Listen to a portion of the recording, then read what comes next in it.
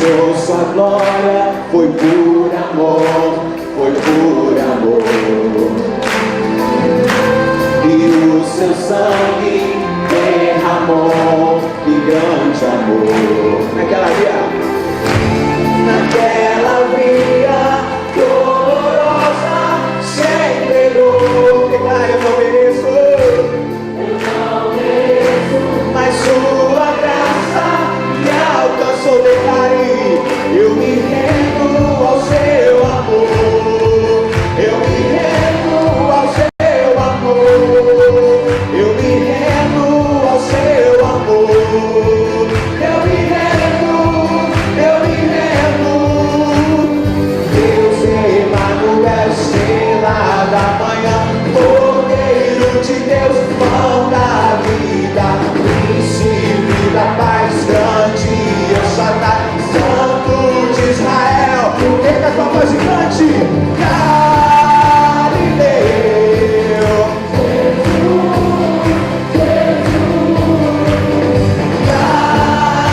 Galileu, Jesus, Jesus, Galileu, Jesus, Jesus, Galileu,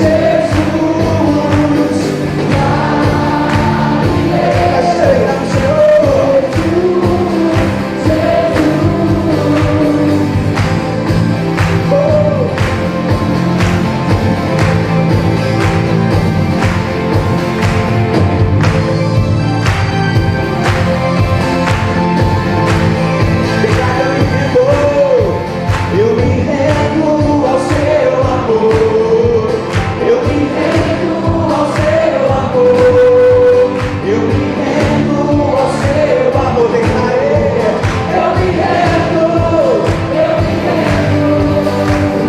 Deus Emanuel, estrela da manhã, Cordeiro de Deus, pão da vida, príncipe da paz, grande El Shaddai,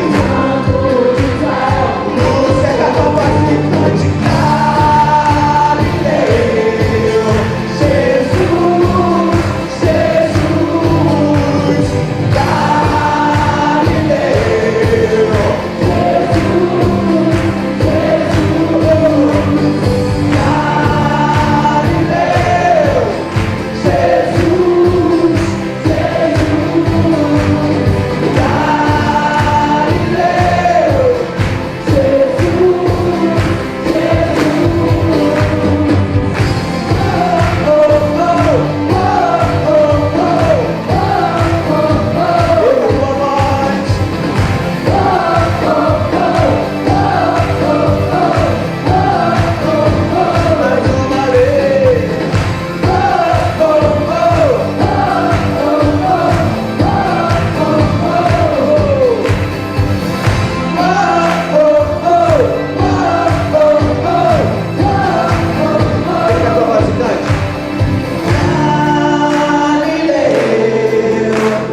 Jesus, Galileu, Jesus,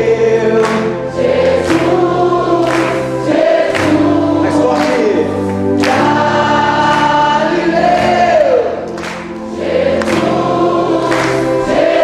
novamente,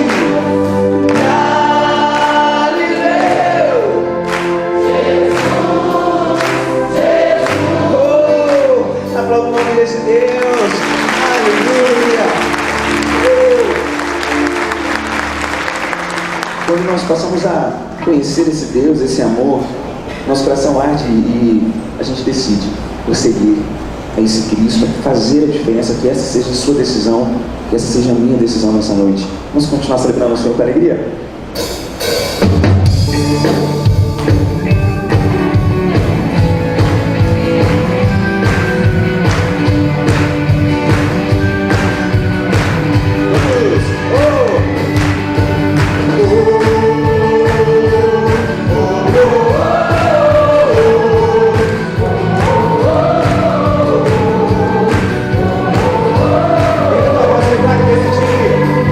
Decidi fazer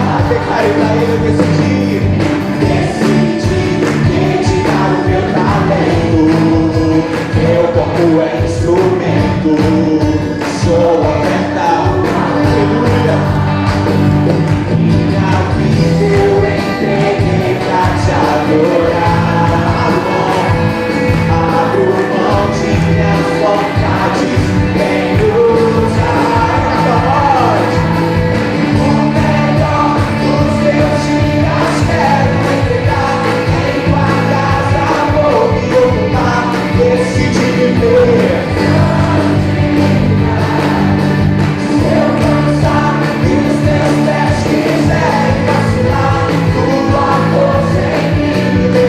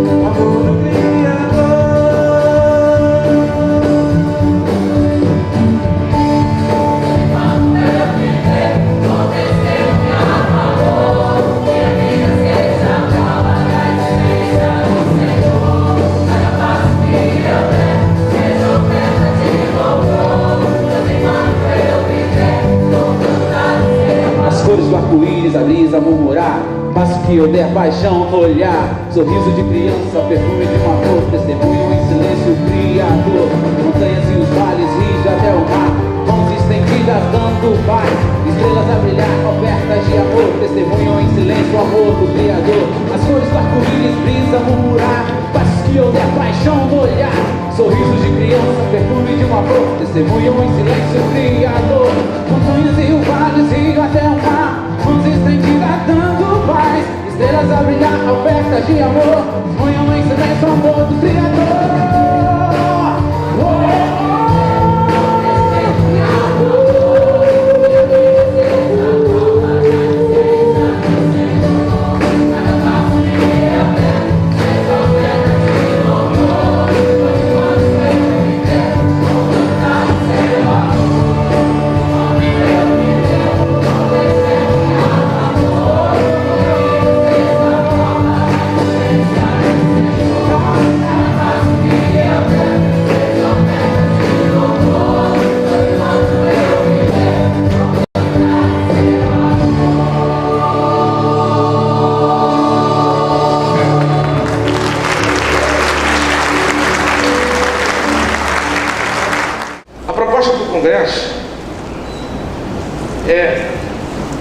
Fazer uma ponte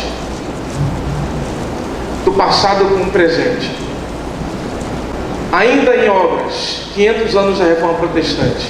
Esse, de fato, é um marco histórico que nós, esta geração, estamos tendo o prazer de testemunhar.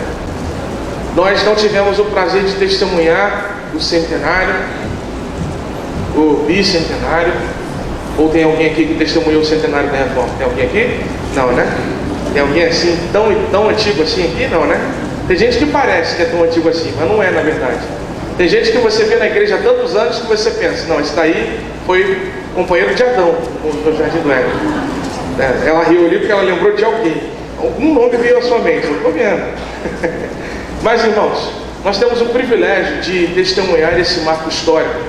E eu acho muito justo, muito natural que a gente tenha esse esforço de olhar para o passado, tentar entendê-lo, tentar entender o agir de Deus naquele momento histórico e tentar trazer os aprendizados para o presente. Mais ainda, analisando o passado, tentar perceber aquilo que ainda não encontrou o seu lugar ideal ou a sua forma ideal na vida da igreja, na vida do Evangelho, na prática do Evangelho, melhor dizendo, e na sociedade. E aí, desde ontem à noite, passando por hoje de manhã até agora, nós passamos por duas instâncias já de reflexão. A primeira instância refletiu sobre a importância que a reforma teve para a humanidade. E a gente viu que a Igreja Católica, na sua forma de viver viver a sua cristandade, na verdade, oprimia a humanidade de diversas maneiras. E a igreja hoje não pode se permitir fazer a mesma coisa. Mas infelizmente, em alguns aspectos, a gente ainda trabalha desse jeito. Eu digo a gente assim, a igreja protestante como um todo, nós não chegamos na nossa condição ideal de agentes de libertação da sociedade, como a igreja deveria ser. Um agente de libertação, uma voz de esperança, uma pregação multifacetada, multivariada, usando arte, usando a criatividade, usando tudo que for possível para poder libertar as pessoas de opressões malignas. E a opressão maligna não se manifesta apenas com possessão demoníaca. A opressão maligna se manifesta na ignorância, se manifesta na pobreza, se manifesta na injustiça. E a igreja não pode pactuar com essas coisas, não pode aceitar conviver com esse ambiente e não fazer nada contra ele. Ela tem que se incomodar por saber que ao seu redor existe esta condição de opressão. Pior seria ainda se ela for uma das responsáveis para condicionar algumas dessas pessoas em torno dela a essa condição de opressão. Passando para hoje de manhã, nós falamos da parte mais interna da igreja. Falamos dos ministros, do Papa, do clero como um todo, e o quanto que eles interferiam na relação de Deus com o homem. O quanto que a relação estava prejudicada e o quanto que eles estavam suprimindo de Deus uma autoridade, um poder que só pertencia a Ele. E aí a gente percebeu que a igreja precisava retomar a centralidade de Cristo, e ainda precisa até hoje. Falei sobre o culto, falei o quanto o culto ainda precisa ganhar mais grandeza nesse sentido da centralidade de Cristo, que nós entramos aqui para sermos instrumentos de culto, que nós não entramos aqui para receber e dar, nós entramos aqui para sermos usados. Eu aqui de cima, vocês aí de baixo, nós somos instrumentos de Deus. E isso é entronizar Cristo na nossa vida. É isso fazer Cristo ser o ponto central de equilíbrio da nossa existência, da nossa fé, da nossa opinião, do nosso comportamento e assim por diante. E antes, aí a gente fez menção, eu fiz menção a 2 dos pilares da reforma. Sola Escritura, 3 pilares, perdão. Sola Escritura, Solos Christus e Soli Deo Glória, que são 3 dos 5 pilares da reforma. E agora de noite, a gente vai contemplar sola fé e sola gratia. É gratia mesmo, né? Eu sou, não falo latim, se eu errar, você me perdoe, né? Aí, o texto bíblico que a gente vai ler, olha aí para a sua Bíblia só para você ver. Diz assim, Tito capítulo 2, a partir do verso 11. Porque a graça de Deus se manifestou, trazendo salvação a todos os homens e ensinando-nos, para que, renunciando à impiedade e às paixões mundanas, vivamos neste mundo de maneira sóbria, justa e piedosa, aguardando a bendita esperança, o aparecimento da glória do nosso grande Deus e Salvador, Cristo Jesus, que se entregou a si mesmo por nós, para nos redimir de toda maldade e purificar para si um povo todo seu, consagrado às boas obras. Até aqui. Esse texto é o texto, inclusive, de divisa da nossa campanha de missões nacionais recentemente terminada.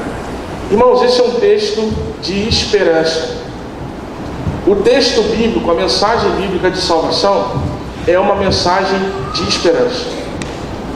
Por que eu estou falando isso? Porque este terceiro momento da reflexão, ainda em obras, 500 anos da reforma, vai falar da relação pessoal do indivíduo com Deus e do quanto a igreja comprometeu essa relação. Põe a imagem, por favor. Aí, já está aqui já. Esse povo está de primeira. Olha só. Observem os elementos que estão postos na imagem. Essa imagem é uma imagem que representa a relação de fé na Idade Média, que é o período onde a reforma ganhou projeção e a reforma ganhou efetividade. Se você prestar atenção, olhando de baixo para cima, existem pessoas sofrendo no fogo, existem pessoas padecendo em desespero. Aonde essas pessoas estão? Pode falar se quiser. Não estão no inferno. Esse que é o truque do negócio. Essas pessoas estão no purgatório, não no inferno, que é a antessala ou do céu ou do inferno, segundo a Igreja Católica, naturalmente. Se você subir um pouco, tem uma pequena criança aqui, ó, segurando o cetro, um anjinho, e esse cetro pertence àquela figura mais à esquerda ali, central. Observe também a métrica da imagem. Não sou analista de arte não, mas é uma análise rasa, mas óbvia. A imagem proeminente é do líder religioso da igreja. Você pode chamar ele de papa se quiser, mas poderia ser qualquer clérigo de alto escalão lá. O anjo dá uma moralzinha ali, uma força, e segura o cetro do papa, porque ele, com a sua mão bondosa, está concedendo às pessoas no purgatório a redenção.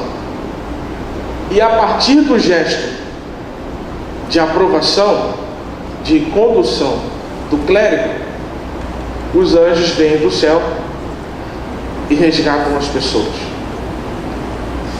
Essa imagem, se você quiser, amigão, se tiver, pode deixar essa imagem aí o resto da noite. É melhor essa imagem do que a minha carroça ali. Estou brincando, faz o que você já faz já, estou aqui para mandar em nada não. Irmãos, essa imagem quer retratar sem querer. Essa imagem não quer fazer uma crítica. Essa imagem quer fazer um registro. Essa imagem quer fazer o registro de como eram as disposições no período que antecede e no período que acontece a Reforma Protestante. A relação dos homens com Deus sempre foi uma relação de conflito neste período da Idade Média. Mas de conflito por culpa dos homens, segundo esta teologia.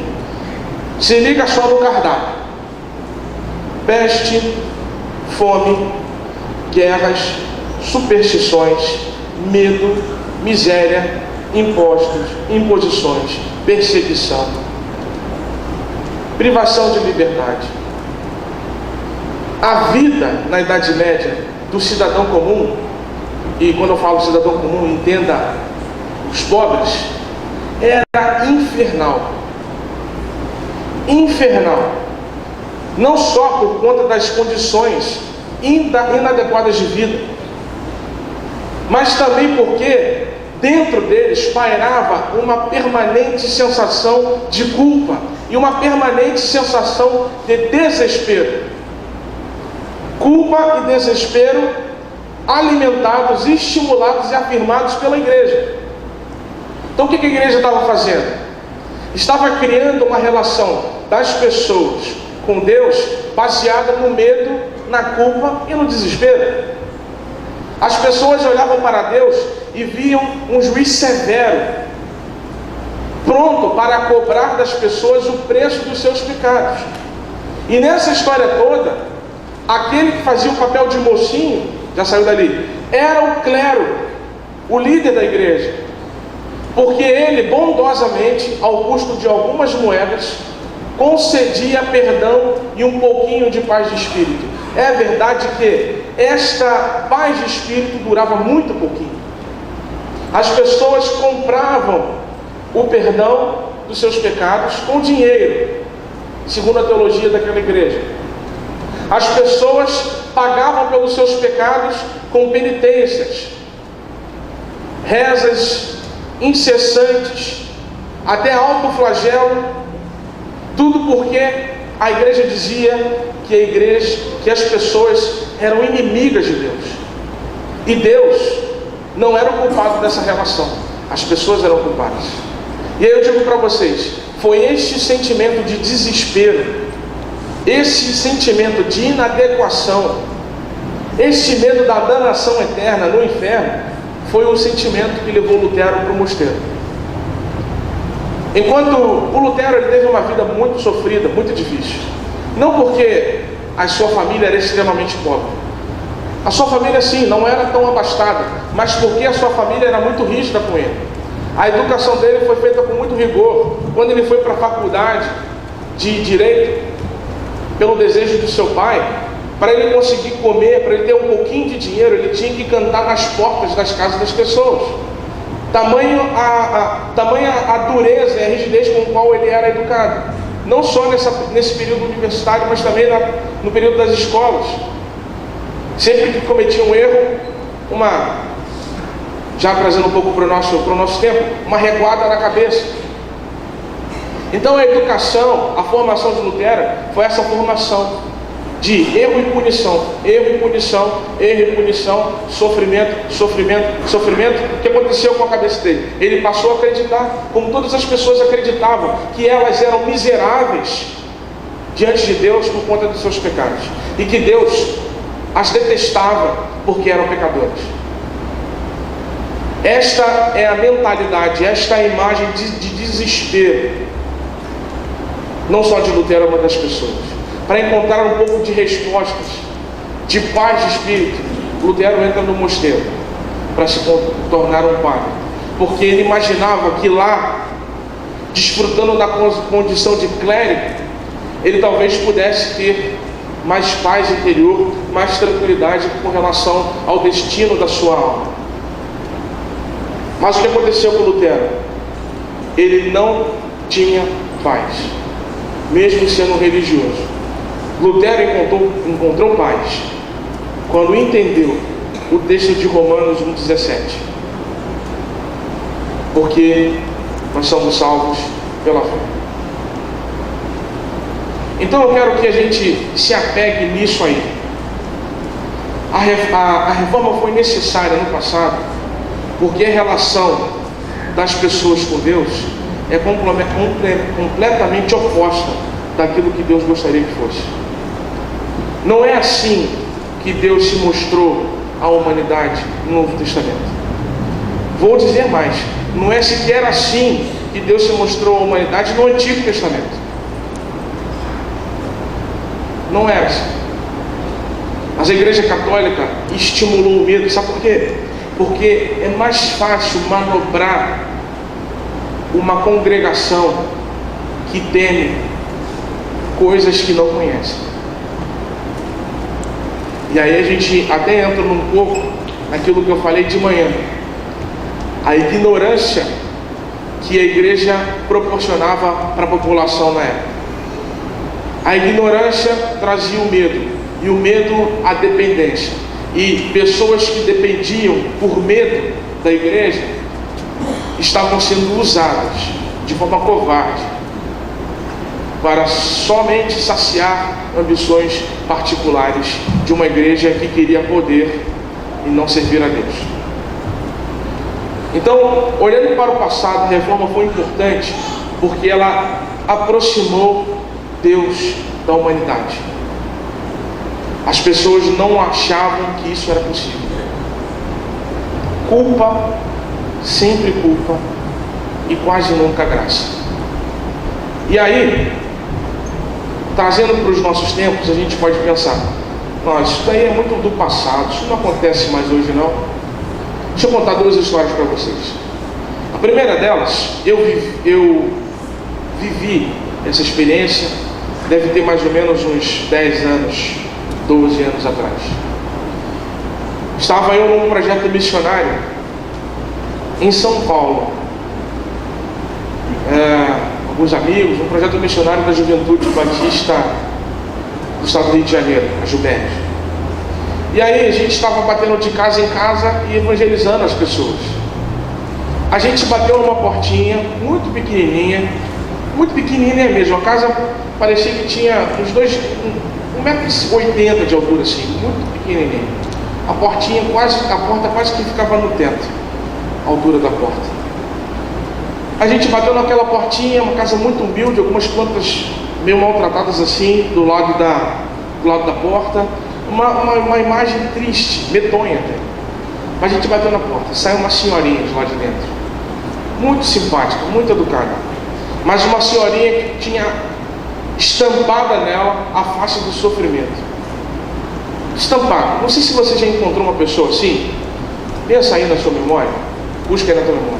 Uma pessoa que quando você olhou para ela, você teve certeza que essa pessoa sentia uma opressão interior intensa, que ela não conseguia nem mais esconder. Isso estava estampado na cara, na postura, na forma de falar, em tudo que ela fazia. Aí eu encontrei essa senhora, não somente eu, tinha mais 2 pessoas comigo. A gente entrou na casa dessa senhora para conversar com ela. Ela gentilmente convidou a gente para entrar, sem sequer saber o que a gente foi fazer lá. A gente bateu, tudo bem, boa tarde. Ela disse: não, entra. A gente entrou, sentamos, uma casa extremamente pobre, muito pobre. Irmãos, eu já fui pastor em São Gonçalo, em uma das áreas pobres de São Gonçalo, e entrei em casas muito miseráveis. Poucas são miseráveis como aquela casa era. Não tinha piso, os móveis velhos, sujos, paredes com infiltração de todos os tipos, mas havia uma prateleira com umas 20 imagens, um monte de imagens, um monte. Tudo vinculado à Igreja Católica. Ela devia ter uma coleção de santos ali, terços e tudo mais, uma Bíblia numa comodazinha assim. A gente sentou um pouco constrangido. Por que constrangido? A gente, classe média baixa ali de São Gonçalo, a gente tem pelo menos uma casa bacana, com piso, com parede pintada, tem uma cama adequada para deitar, a gente tinha um sofá bacana para sentar, uma televisão para assistir o futebol. Essa senhora não tinha absolutamente nada. Tinha nada. Miserável mesmo. O pouco que ela tinha, certamente ela deve ter achado no lixo. Não estou querendo exagerar não, estou dizendo para vocês, descrevendo a cena que a gente encontrou, tamanho o nosso constrangimento ao entrar na casa dela. Aí a gente tentou se desligar um pouco dessa situação para se concentrar na mensagem que a gente queria passar para ela. Aí a gente falou assim: olha, a gente está aqui, nós somos do Rio de Janeiro, estamos ali na Igreja Batista, a gente veio aqui trazer uma mensagem de esperança para a senhora, de falar do Evangelho de Jesus. Pessoal, irmãos, essa senhora, ela começou a chorar do nada, e o nosso constrangimento aumentou mais ainda. Quando uma pessoa chora perto da gente, a gente fica constrangido. Mas quando um jovem entra na minha sala lá para ser aconselhado, há um constrangimento, mas ali estamos numa relação de iguais. Somos jovens, eu entendo a situação deles, eu entendo os dilemas deles, eu entendo os sofrimentos deles como jovens, e eu me solidarizo com eles, eu converso com eles, e a gente chega no consenso, no entendimento. Mas quando a gente viu aquela senhorinha, a gente muito jovenzinho, 16, 17 anos, uma senhora digna de todo o respeito que a gente podia conceder, uma pessoa com uma vida muito mais experiente, muito mais vivida, com uma trajetória que eu não faço a mínima ideia qual tenha sido, mas é uma pessoa vivida, experiente. Ela simplesmente se humilhou em choro diante de jovens e adolescentes, só porque a gente foi trazer a mensagem do Evangelho para ela. Quando ela se acalmou, quando ela conseguiu falar, ela falou assim: que bom que vocês vieram, porque eu não aguento mais sentir medo da morte. Eu não aguento mais não saber se eu vou para o céu ou para o inferno. Eu não quero culpar aqui a Igreja Católica por causa desse sofrimento dessa senhora. Não quero atribuir culpa a ninguém. Eu só quero que fique registrado aqui que é nossa realidade, sim, que as pessoas não entenderam. Existem pessoas que não entenderam hoje a dimensão da graça de Jesus.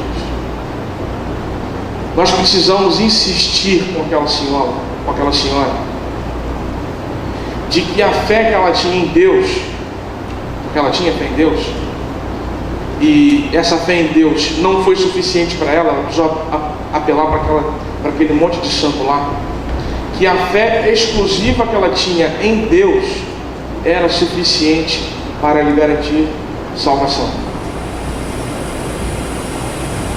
Então, quando eu me deparei com aquela cena, quando eu refleti nela, eu senti, estou revivendo essa tristeza agora, uma tristeza profunda, irmãos. Porque no século 21, perceber que existem pessoas vivendo nesta ignorância espiritual, não por culpa dela. Perceber que existem pessoas que ainda sofrem porque têm medo da morte, tendo uma graça gratuita oferecida por Jesus. Isso me incomodou demais. Vocês tentem imaginar o quanto que esse medo determinou a vida dessa senhora. O quanto que da vida dela foi mudado porque ela vivia com medo do inferno, tendo fé em Deus, tendo entregue a sua vida para Jesus.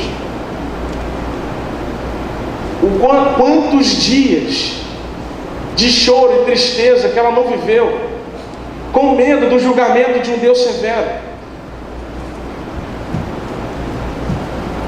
Uma senhora vivida como aquela. Nós levamos uma mensagem de esperança, mas infelizmente nós não pudemos continuar essa caminhada com ela. Demos o endereço dela para a igreja e dissemos para a igreja o que aconteceu ali. Nós saímos de lá em paz, porque nós deixamos uma pessoa que se dizia estar em paz, porque nós falamos para ela: a sua fé em Deus é o bastante para que Ele te salve. Você não precisa ter medo da morte, não precisa ter medo do inferno, porque Jesus Cristo vai te salvar, já te salvou.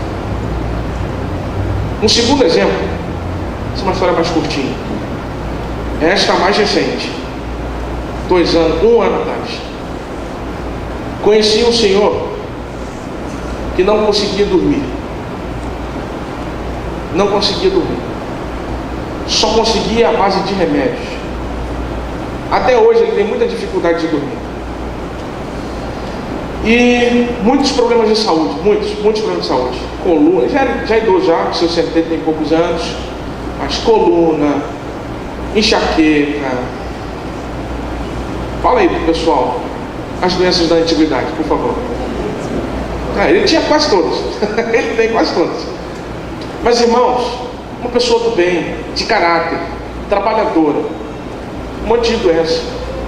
A prateleira de remédio dele é de fazer inveja a qualquer hipocondríaco aí, certo? Muito remédio. E um cara muito reservado, muito sério, muito gente boa, muito reservado, respeitoso. Até que um dia ele sentiu uma certa liberdade comigo e confessou uma coisa para mim. Ele confessou que ele não conseguia dormir batista, porque ele não conseguia entender que Deus havia perdoado os pecados que ele havia cometido. Batista, há mais de 20 anos. Ele não conseguia se sentir seguro na salvação que Jesus tinha a oferecer a ele. Este problema, irmãos, não é um problema do passado. A reforma se faz necessária hoje. Primeiro, vou colocar isso em 2 pontos para a gente. Existem pessoas que se sentem distantes de Deus. E segundo, existem pessoas, e eu vou ampliar ainda mais esse segundo ponto, que não entenderam a dimensão da graça de Jesus Cristo. Os 2 pilares da reforma que nós estamos tratando aqui é a fé e a graça. A fé na reforma queria insistir de que nós precisamos ter fé que a graça de Jesus nos salva, nos redime de todos os pecados. Que a graça de Jesus é suficiente. Não é uma fé que você deposita em Deus, porque todo católico tem fé em Deus. Todo católico tinha fé em Deus. O problema não era para onde estava apontada a fé naquele período. E esta é uma coisa que a gente precisa entender bem sobre esse tópico da fé nos pilares da reforma. A fé era a crença de que a graça de Jesus Cristo funcionaria, de que não havia mais culpa, apesar de haver humildade em reconhecer a enormidade das ofensas e a grandiosidade das ofensas que eram cometidas contra Deus. Então, o que nós estamos falando aqui é na fé no poder de Deus em perdoar pecados. Jesus foi questionado sobre isso quando concedeu pecados. Um episódio que ele perguntou assim: o que é mais fácil? Dizer que os seus pecados estão perdoados? Ou, se eu não me engano, levanta-te e anda, né? Era um coxo. Obrigado. Todo mundo entendeu, mais fácil dizer que os pecados estão perdoados. Então, para que vocês entendam que eu tenho o poder para perdoar pecados, levante e anda. Jesus fez o que era mais improvável para provar que ele pode fazer o mais simples ato de oferecer perdão. Tem uma ideia que eu gosto de assimilar e de refletir nela o tempo todo. A Bíblia traz para a gente, vocês com certeza já ouviram sendo pregado isso aqui, algumas categorias de amor: filéu, eros, me ajuda aí, ágape. É o amor divino, o amor do romantismo, dos opostos homem e mulher, o amor entre amigos, o amor entre familiares. Mas eu gosto de dizer que o amor de Jesus Cristo é diferente. Eu gosto de dizer e de pensar que o amor de Cristo é feito para pessoas que não merecem. Eu gosto de pensar que o amor de Cristo é dado para aqueles que não têm nenhum motivo para serem amados. O amor de Cristo que você precisa cultivar e oferecer é o tipo de amor que você tem que dar para a pessoa que te faz mal o tempo todo. É o tipo de amor que você tem que oferecer, tem que conceder às pessoas que já te maltrataram mesmo, que te feriram, que te ofenderam e que te perseguem. Ou para as pessoas que você acha que são os piores pecadores do mundo. O amor de Jesus Cristo foi feito para pessoas que não merecem. A gente não entendeu a dimensão da graça hoje ainda. Então a reforma ainda é necessária, porque a gente está impedindo que a graça de Jesus alcance os corações desesperados e lhes traga paz.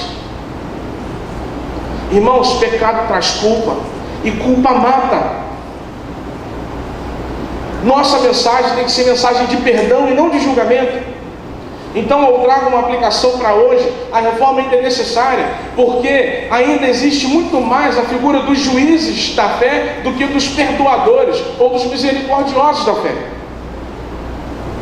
Das pessoas que estão prontas para avaliar se fulano, cicrano ou beltrano é digno de fazer parte de uma igreja, porque ele já ainda faz isso, porque ele ainda faz aquilo outro, porque ele se veste assim, porque ele usa assado. Isso não interessa para Deus. Não interessa. O que interessa para Deus é se o coração dela é sincero em se entregar a Ele. É isso que importa.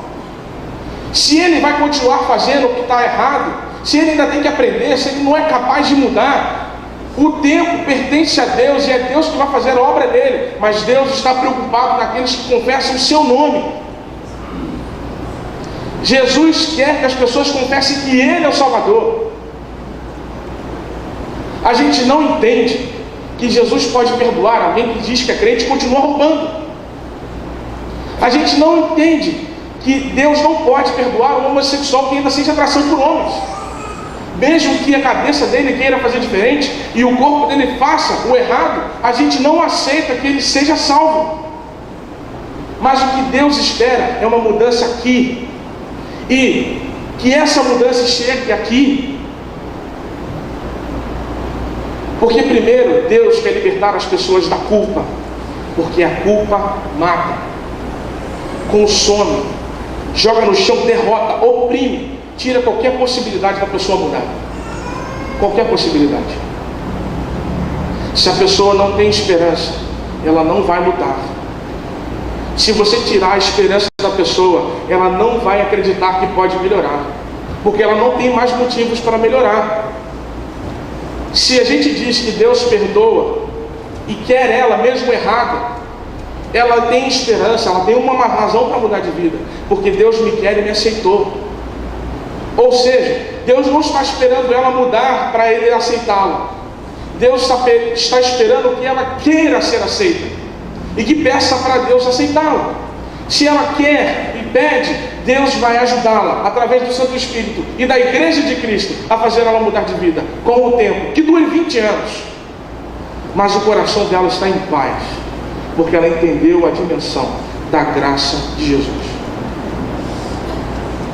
Irmãos, isso é muito, muito, muito sério. Eu considero isso muito sério. Eu não consigo ficar em paz ao saber que existem pessoas que se sentem em desgraça porque pecam. Eu não estou aqui querendo justificar a manutenção de pecados, não.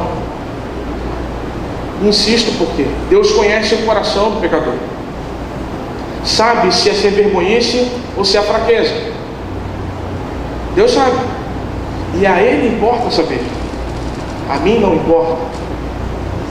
Mas se tem uma coisa que a reforma lutou contra para mudar e a gente não conseguiu mudar ainda, é a ideia de que para fazer parte da igreja, ela precisa fazer parte ela precisa vencer o crivo dos homens, os critérios dos homens. Isso precisa ficar para trás.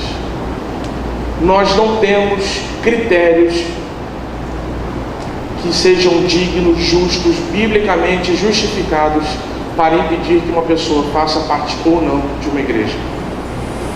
O único critério que nós temos vem de Deus, e é quando Ele diz: confessou a Jesus Cristo, está salvo.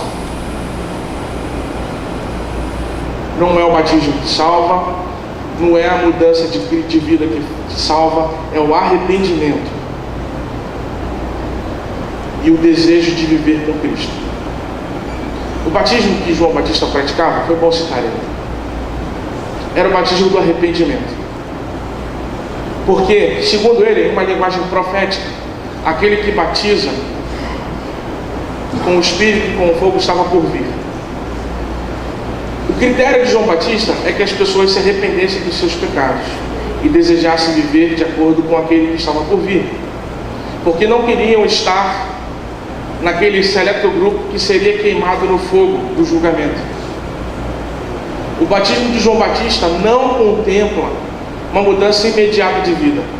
O batismo de João Batista contempla o arrependimento e o desejo de seguir, de voltar-se para Deus. Irmãos, quem aqui pode dizer que deixou de pecar? Quem aqui pode dizer que precisa usar muito menos hoje da graça de Jesus, porque não comete tantos erros mais?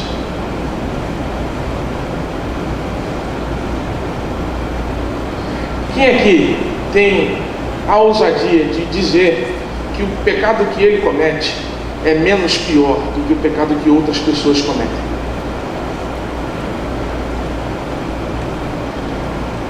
A igreja não é nossa, a igreja é de Deus, e a mensagem de Deus é de esperança e não de julgamento.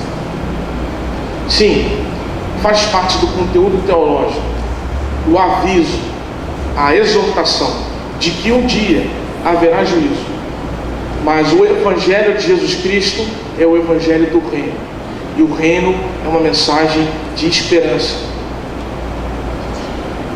O que o mundo de hoje precisa entender é a dimensão da graça de Jesus. O que nós cristãos precisamos entender melhor é que nós não podemos olhar para as pessoas com os preconceitos espirituais do crente. Nós precisamos olhar para o mundo e para as pessoas com os olhos graciosos de Jesus. Nós não podemos viver a nossa vida cristã cultivando o medo nas pessoas. Não é digno de Deus. Precisamos viver a nossa vida cristã com uma mensagem de esperança, de fé, de perdão, de misericórdia. Porque Deus não tem prazer na punição. Deus tem prazer no arrependimento e na entrega irrestrita na fé dedicada a Ele. Deus não está desejoso de punir os pecados. A relação que Lutero experimentou não é a relação que Deus quer fazer. Deus não quer uma punição, uma penitência para cada erro. Deus quer livrar as pessoas das culpas. Quer conceder gratuitamente passe livre através da fé, sem exigências, a não ser a fé. A gente não entendeu ainda, infelizmente. Falo por mim. Irmãos, eu fico chocado, em contradição às vezes. Como pode Deus perdoar isso, cara? Como é que pode? Mas não é meu papel saber isso. Meu papel é de disseminar a graça e a esperança. Só a graça, não a punição. não o purgatório, a graça. Precisamos melhorar a nossa visão da graça de Jesus. Precisamos entender a dimensão desse perdão. Tem uma coisa que eu acho interessante. As pessoas que mais entendem a graça e a misericórdia de Jesus são justamente aquelas que sabem o quanto elas são devedores de Deus. Justamente aqueles que humildemente se colocam diante de Deus. Isso faz com todo sentido quando a gente lembra do texto. O texto bíblico que nos ensina a não julgar as pessoas, porque nós seremos julgados por esta mesma medida. Por esta mesma e exata medida. Quem sabe o quanto foi perdoado está mais perto de entender a dimensão dessa graça. Se você acha que foi pouco perdoado, é porque você não entendeu ainda. Se você não se sente constrangido diante de Deus com esse amor, com esta graciosidade, com esta facilidade, sim, você ainda não entendeu ainda a dimensão da graça. Nós precisamos entender isso.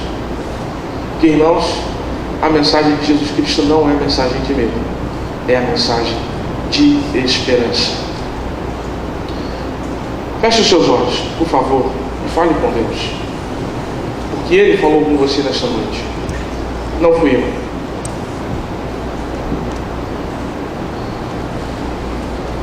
Como tem sido a sua relação com Deus? Você tem medo dele? Está inseguro na sua fé?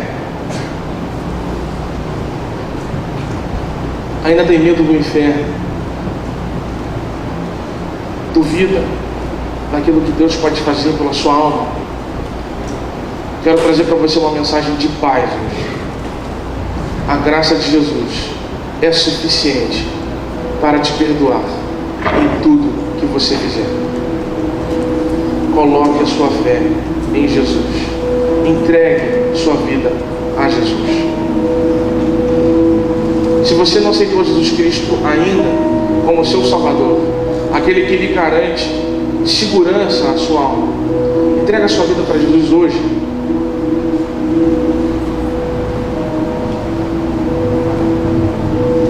A banda vai cantar uma canção e eu vou estar aqui à frente ainda. Não sei se tem pessoas que não são cristãs aqui esta noite, mas se você ainda não entregou a sua vida para Jesus, eu quero orar por você.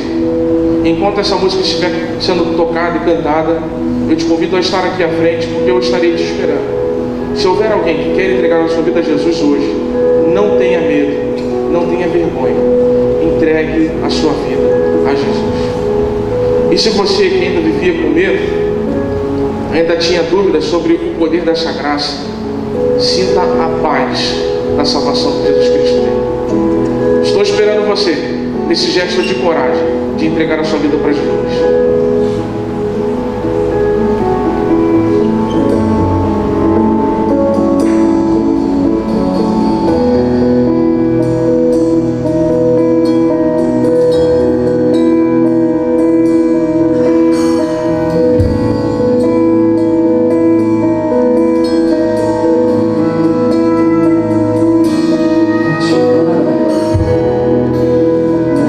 Nada igual.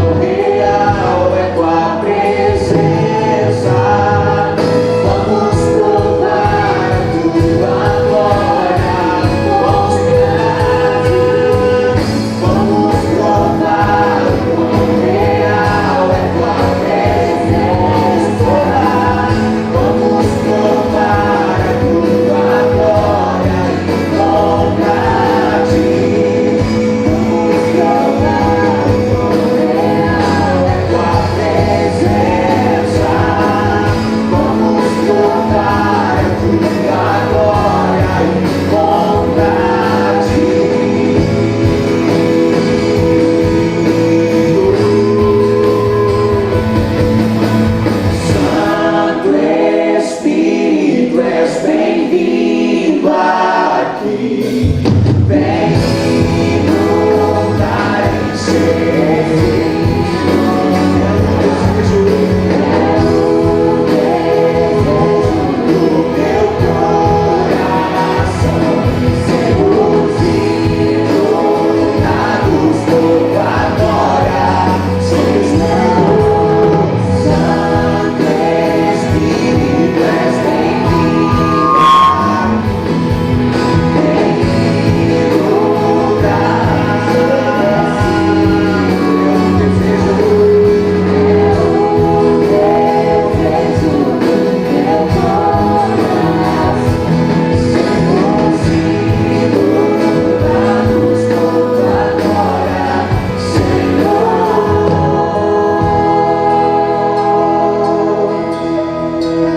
Neste congresso a gente entendeu uma coisa, pelo menos. A reforma não acabou para nós. Nós somos os agentes da continuidade da reforma que Deus quer promover neste mundo. Nós somos os seus peões, nós somos os seus representantes, nós somos os agentes da esperança, nós somos o povo eleito de Deus para trazer uma mensagem que transforma o mundo de todas as maneiras. Já mudou o mundo uma vez, vai mudar quantas vezes forem necessárias. Deus abençoe todos vocês. Que Deus traga paz à sua vida, à sua família, ao seu coração. Em nome de Jesus.